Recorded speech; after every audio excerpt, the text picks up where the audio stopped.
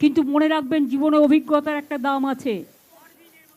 একটা TV channel বা সংবাদ মাধ্যমে যদি এডিটর চলে যায়, তাহলে তার কোম্পানিটাকে সাফার করতে হয়।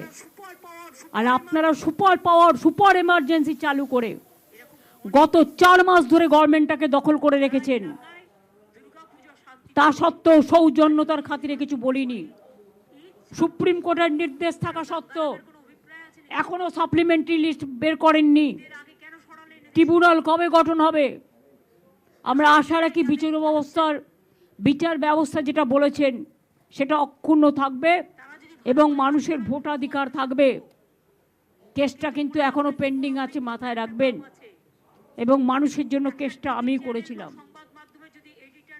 ওদের আরএসএস এর কিছু লোক এসছে, আমি তাদের শ্রদ্ধা করি যারা পুরনো আরএসএস। এখনকার যারা এসছে এরা তো 10 স্টার আরএসএস।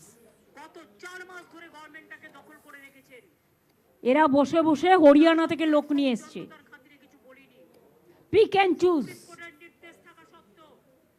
হরিয়ানাকে সামাল দিতে পারছে? হরিয়ানা থেকে লোক নিয়ে আসছে।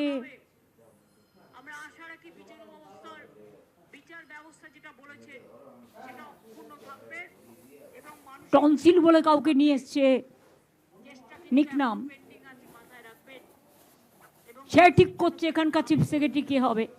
নিজের গলার টনসিলটা সামলাতে বলুক, যাতে টাকা ডিস্ট্রিবিউশন করতে পারে এই লোকগুলোকে দিয়ে, আর্মস আনতে পারে, ড্রাগ আনতে পারে, বাংলার মাছ মাংস খাওয়া বা গুজরাটি বলুন, মারোয়ারি বলুন, রাজস্থানি বলুন, বিহারি বলুন, ইউপি বলুন, সব রাজ্যের যারা আমাদের এখানে আছেন, আমরা সকলে একসাথে সম্প্রীতির সাথে বাস করি।